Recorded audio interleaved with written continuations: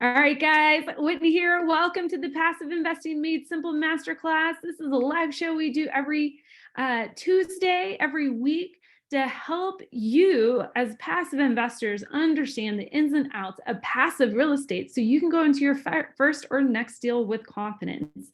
And so if you haven't already, check out passiveinvestingwithwhitney.com for more information. One, there is a whole ebook. If you are so new to passive investing that you're just like, I need to know just the first 6 or 7 steps to get into my first investment, I have a whole ebook there for you that will walk you through those initial steps.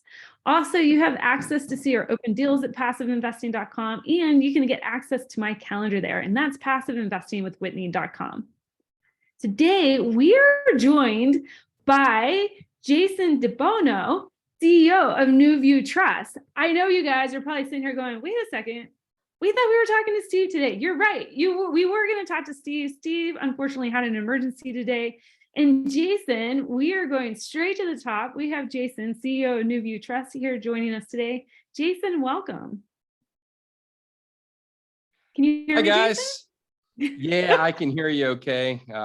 Yeah, thank you so much. And yeah, I'm sorry that Steve had another commitment that popped up that pulled him out of the office, but I'm glad to be able to hop in here. And I love talking with groups like we have today, and business owners and investors about all the tools and tactics about making an investment through self-directed accounts. And yeah, looking forward to where the discussion goes today. Awesome. Well, Jason, let's start there. Tell us a little bit about who you are, who New View Trust is, but more importantly, how did you get into the space? Yeah, so I'll start with who New View Trust is. So New View Trust is a third-party custodian for self-directed retirement accounts and solo 401k plans. Our business is really much like a Schwab or Fidelity in the sense that we hold retirement accounts, but what makes us different is the fact that the assets our clients invest into are non-traditional or non-public investments. So anything outside of stock sponsored mutual funds, whether that be real estate, private notes, and debt, or private equity, all of the above are kind of the 3 main asset classes that we see. And my foray into this business is kind of a very unique one, kind of an interesting story. Back in 2005, I was wrapping up my degree at UCF here in Orlando, and I was looking for some experience outside of Macy's, where I had been selling clothes. And so I went to an internship expo to just, see what was available and what, some sort of resume building experience would look like. And long story short, I ended up interviewing with New View, and I called my dad because I got on the website and I had no idea what the company did, and I couldn't figure it out myself. And so when I called my dad and said, Dad, what's this, company do? And he says, well, it looks like they deal with real estate and IRAs, but you can't do that. And so I thought, all right, well, Dad says you can't do it, right? I'm a college kid. I'm even more intrigued now. So I went to the interview and I spent a couple hours in the interview really learning that, hey, wait a minute, this is real. It is plausible. And the marketplace back in 2005, really didn't have many companies doing this. It wasn't very well known. It wasn't very common. And so, here we are 18 years later and still loving what I do just as much as I did when I first started, and continuing to educate the marketplace that, hey, you're not stuck in the stock market with your retirement money. There are other options. And so, love being here today and love being able to kind of continue that discussion and dialogue. Awesome. Okay. Well, a lot of our investors here actually invest already through self-directed IRA accounts. So I think they actually, there's probably a few listeners here that they're still trying to kind of feel that out. Like, do I want to move my funds and stuff like that? But we've also tackled a lot about the solo 401k account. Now, really, what I want to dive into here, and what we haven't heard much about, are the other types of accounts, like the Simple and SEPs, and how do those differ from the solo 401k? So I always like defining things first. Let's start there. Like these 3 accounts that are really kind of geared towards business owners. Let's define those accounts and who they're for. Sure. So I'll start with a Simple. The Simple IRA, I think, is probably the least important of the group. And I only say that because the marketplace has changed in the 401k world. Simples were created to really fill the void to be a 401k-like program for small companies, less than 100 employees. So historically, the barrier to entry, let's say, Newview has 50 employees. So historically, 10, 20 years ago, it would be a real uphill battle for us at 20, 30, 40 employees to go out and invest into a 401k. There's a lot of costs, and that's really changed. It's now become affordable across the board. So it's become a little bit of a moot point. But the Simple IRA was really a 401k-like IRA account where the employee got to contribute, the employer got to contribute. Each employee set up their own account, paid their own fees. There was no group plan administering like a traditional 401k.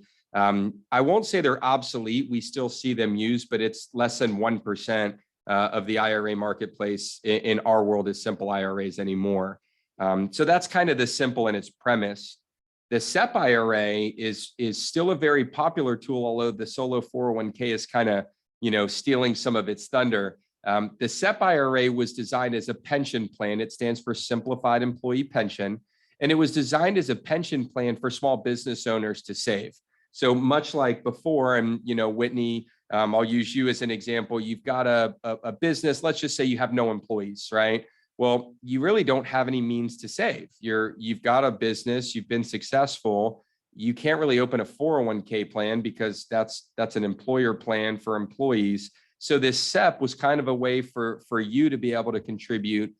It's a profit sharing contribution from the employer, and it's up to 25% of the eligible income for the year. So if you were self-employed, Whitney, and let's say showed $100,000 of income, you could put 25% or up to $25,000 into that plan for that tax year.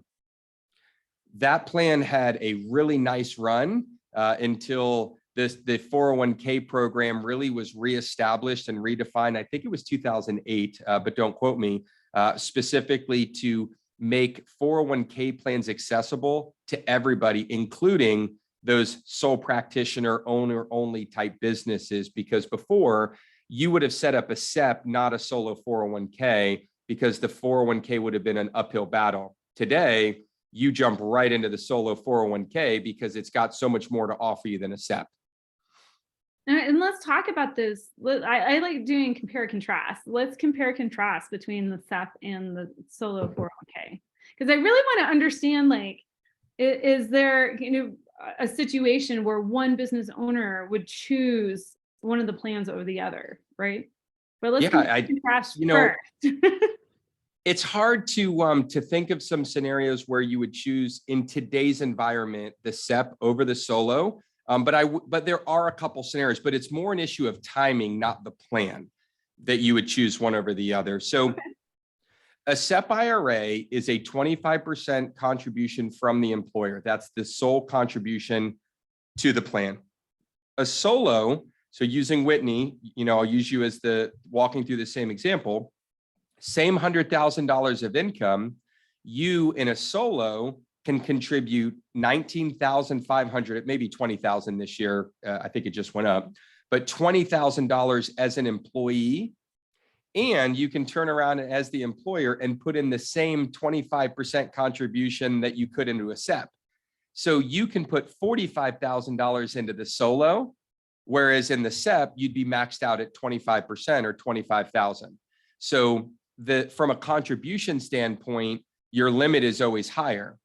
The other reason that the solo from a contribution limit is really attractive is a lot of times when you're a sole practitioner, right, you want to legally get your income as low as possible because you want to pay less taxes. And sometimes you have, as a sole practitioner or small business owner, it's a luxury that you have at times where you can really bring that quote unquote income down. And so let's say your income is only showing 40 grand, but you may have some other, true income that you're offsetting. Well, if you have the SEP and your income reported is 40, you can only put in 10.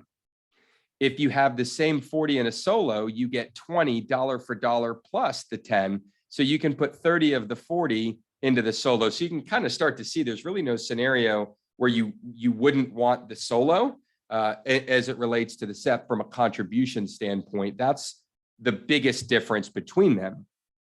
There are many additional benefits of the solo, and especially for a lot of your passive investors, that they should also be taking a hard look at.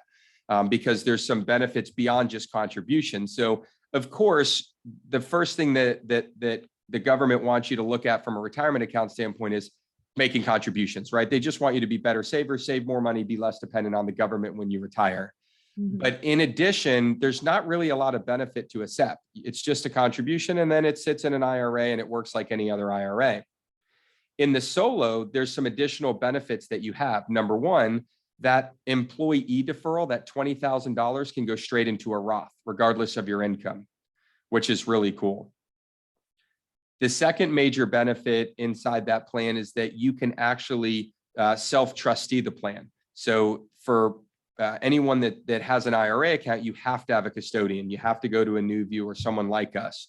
In a solo 401k plan, you can actually self-trustee this. You can open your own bank account. So what you come to me for is not the custody. You come to me for the actual plan documents for your business to set up the 401k.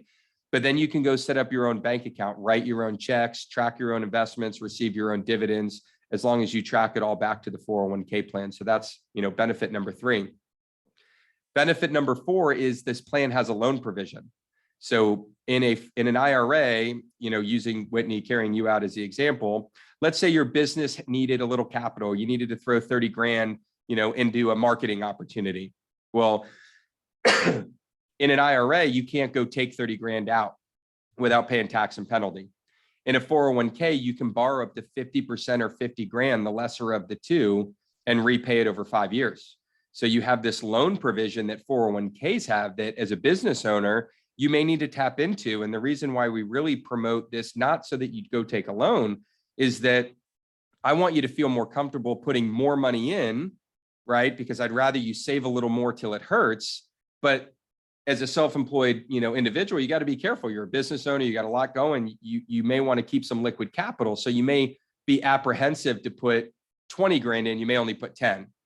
But if you knew that if something happened, you could go borrow that money right back out, now you're willing to put the 20 in. So it gives you a little bit more comfort and peace of mind in making contributions.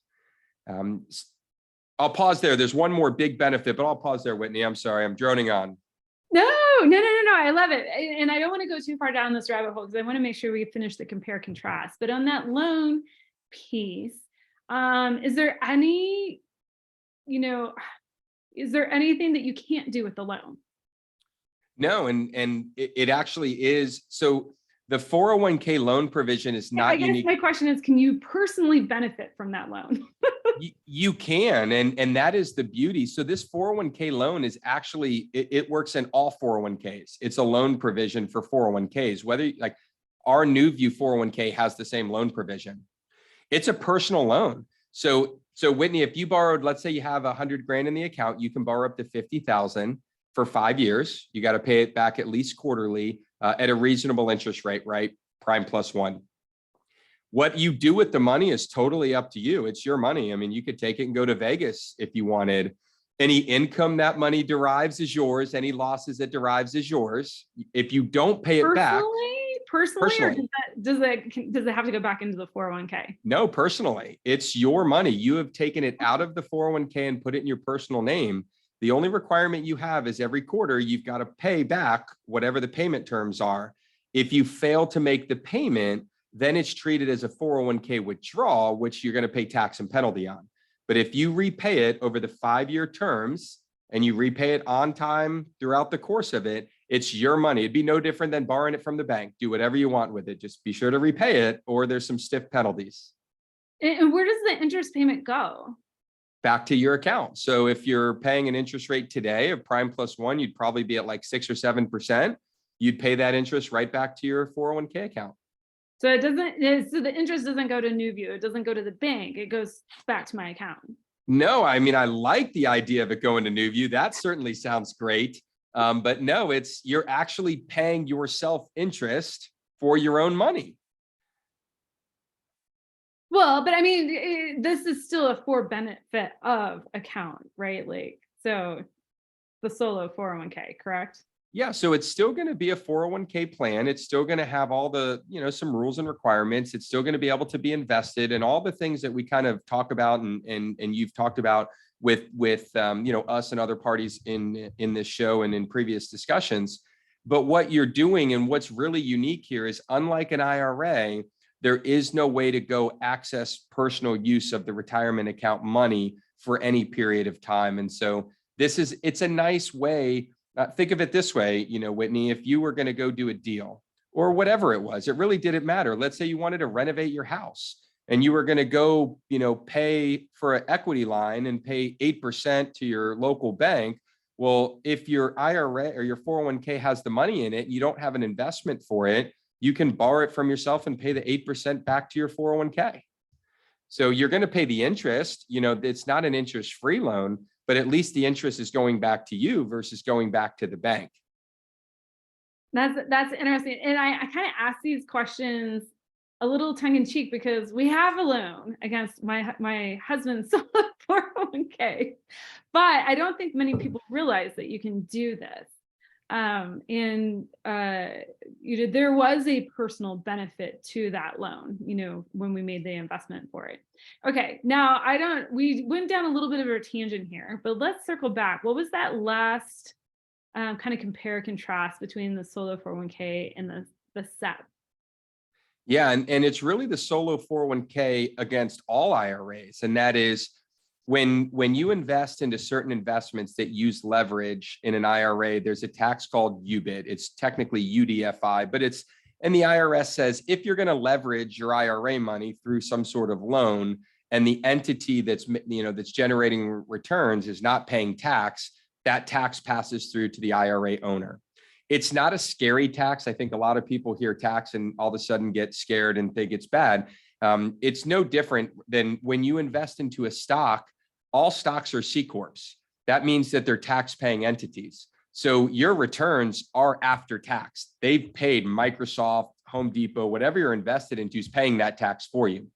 But if I invest, let's say, Whitney, into a passive deal that you're sponsoring that's a partnership, the partnership isn't paying tax. So I get 100% of the gross proceeds back to my IRA. And the IRS says, normally that's okay from a tax standpoint, but because we put in 4 million, but we actually levered it to 8 million, right? Or whatever the terms of that deal, the IRS says that 50% of leverage that we used in that deal is now going to roll back to a 50%, not 50% tax, but tax on 50% of the profits. And we can have a whole separate discussion on the tax. I can assure you 9 out of 10 times, really probably 99 out of 100 times, the tax, you're still better off paying the tax and using leverage, right? Because the return is so much better than cash on cash, or it's so much better than investing into a C Corp that pays the tax and gives you less return. But so many people think because they pay the tax, they're actually paying tax. Well, the reality is the government's going to get their tax from someone. So either the corporation pays it for you or you pay it for the corporation, either way, right? And that's just the way that it works. The beauty is inside a solo 401k, there is no UBIT or there is no UDFI tax on acquisition debt. So if I invest into that same exact project under the same exact terms and in my IRA, and 50% of the profits that investment makes in my IRA is taxed, in my solo 401k, 0% of my profits are taxed. And that means you can keep more. Now you're getting the best of both worlds. The tax isn't bad, but if you don't have to pay it, don't pay it, right? Well, and this is the challenge that I kind of run into when I speak with investors is they're trying to weigh out, do I invest with cash in a deal or I've got this money in my, IRA. Let's just even say it's an IRA, not even a solo 401k. So it'd be subject to UDFI. And UBIT, not a CPA here, guys, but it's simple math, right? Like I could go into a note deal, or let's say I can either do a real estate investment with that IRA and maybe, had the potential of earning 20, 25, 30% internal rate of return, or I could go into a note deal and get 10.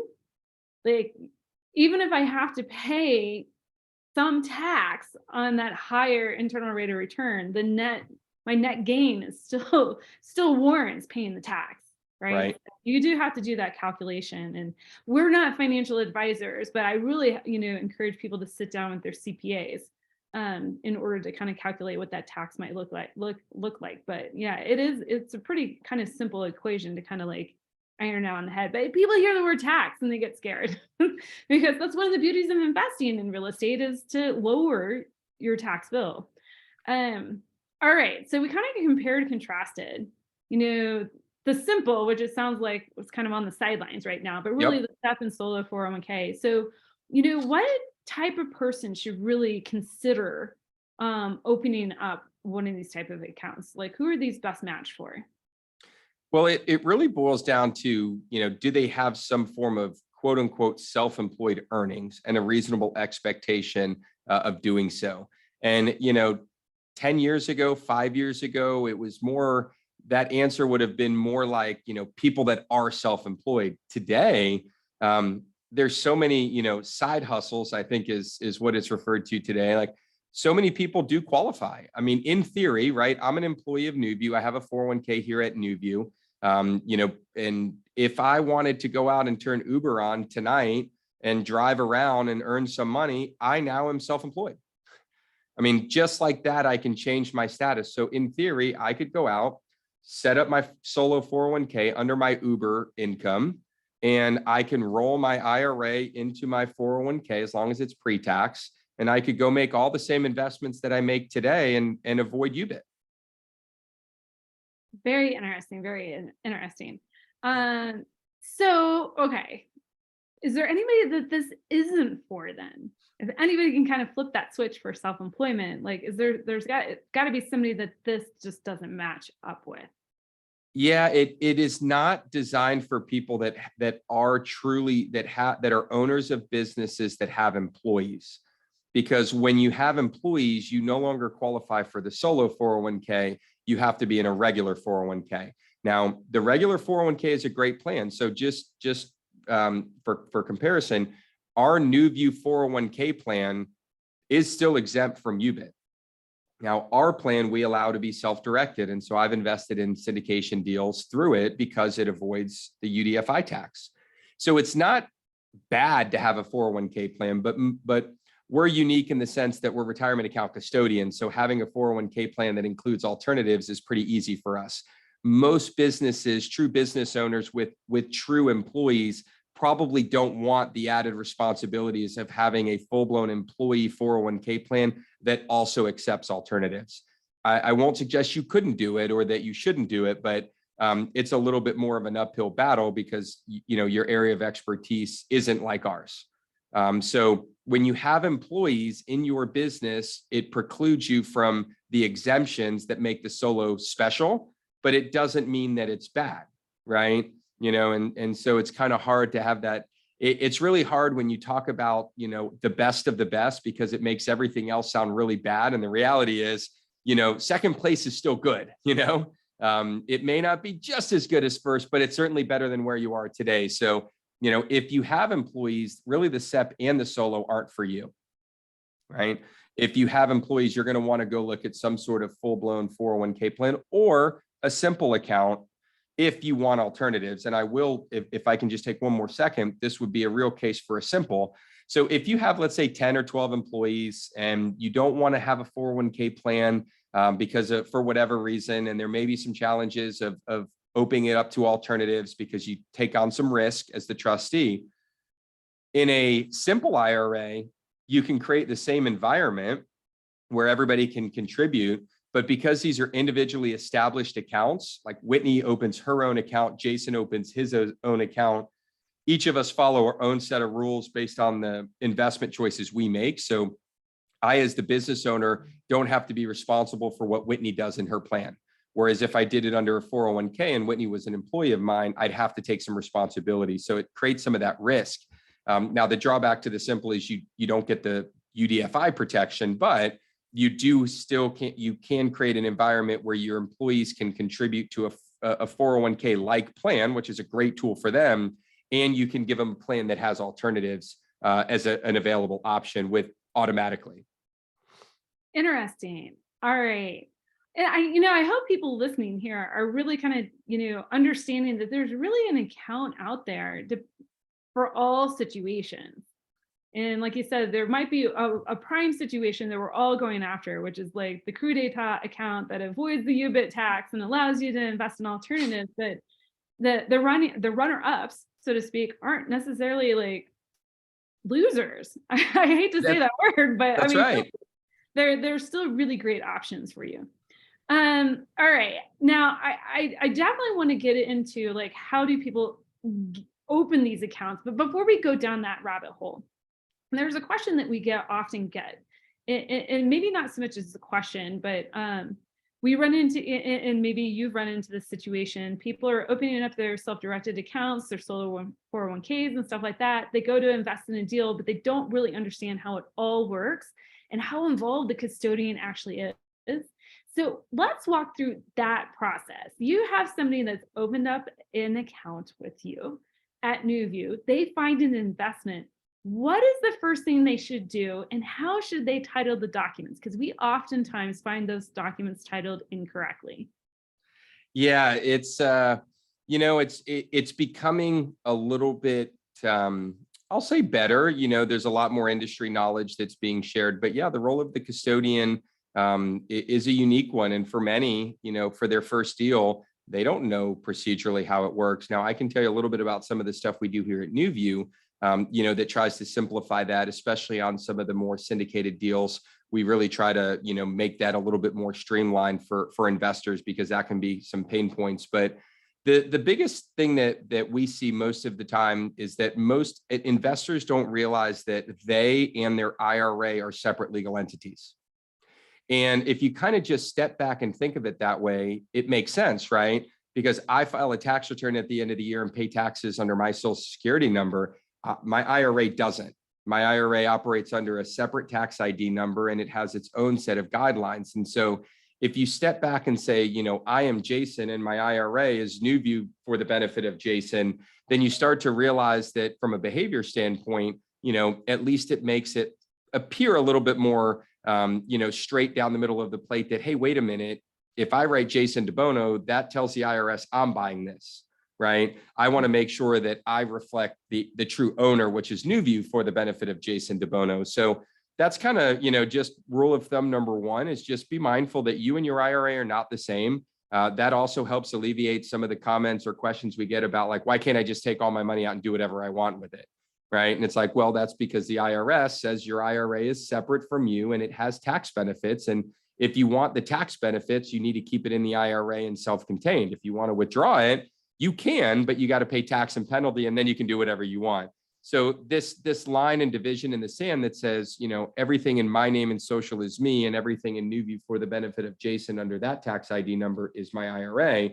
That really helps hopefully kind of clarify at least some of the things that pop up. So if you're going to subscribe to an offering, the subscriber is not Jason, right? The subscriber is Jason's IRA. And the way that you title an IRA asset is always custodian first and then the client's name. So NewView Trust for the benefit of Jason DeBono's IRA, right? And that tells everybody, including the IRS, that you've declared that you are not the buyer of this, offering, your IRA is.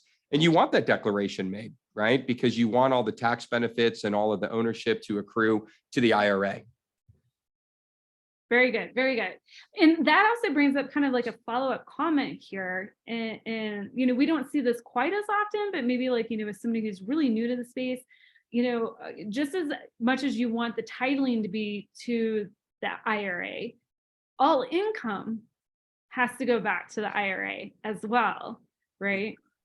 Yeah, I mean, and in some ways, like, it's actually really easy, and I don't mean that to suggest that anyone that doesn't get it is dumb, but it really is easy. We just tend to complicate it more than we need to.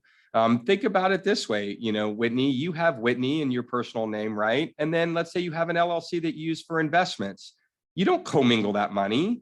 Right? I mean, you don't take the rent from the LLC investments and put them in your account and take your mortgage payment and pay it out of the LLC. I mean, you have separate accounts and you manage it separately. Your IRA is just another column, right, on that spreadsheet and a separate line item. So if my IRA invests into a deal and that IRA dividend is issued, it's the IRA's dividend.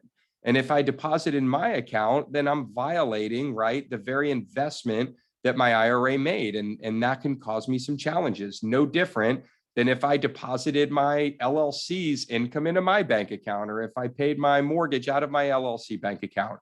It's just, I don't want to say it's basic record keeping. Again, that makes it sound so easy and you're dumb if you don't get it. But I think sometimes because it's an IRA, nobody's really taught us this, right? We're just so used to our IRA sitting at Schwab and sitting in the market, passively, that we never really kind of think, once we can kind of put our hands and wrap our arms around this IRA, we all of a sudden kind of think of it as being this new and different and unique plan. And the reality is it's not. It's just another column, in your spreadsheet of bank accounts, and everything needs to line up with the right column for record keeping purposes. Oh, well said. I love that.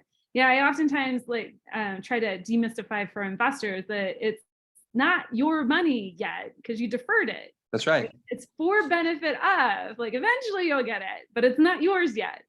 Well, that's a really great way to put it, Whitney. And, because if you want it to be your money, it can be. But the minute it's your money, you pay tax penalty and it's in your bank account. You don't want it there. You want it in the IRA. And I run into this a lot where people say well, I want to take the dividends. And I'm like, why do you want to take the dividends out and pay tax and penalty, right? The whole purpose of your IRA investment is to grow it in a tax-free manner. And yet you want to violate that by just taking it all out. You're literally robbing Peter to pay Paul, and you're Peter and Paul in this scenario. You don't want to do that. So if I get it, hardship comes and people have to withdraw from their IRA, but that's not an investment decision. Whether I own stocks or syndications or real estate, if I need to take money out of my IRA, I need to take it out of my IRA. But if I've got money to invest, I want every dollar I can to stay in my IRA because it's the most efficient money I have working for me. I don't ever want it in my personal name. Well, and there's probably some other types of protection too by having it in the IRA, from creditors and predators. And so, pulling that question out of thin air, Jason, is there any difference between creditor-predator protection between the different business IRA accounts that we spoke about? Yeah, there sure is. And as far as differences, I think they're all pretty level playing field.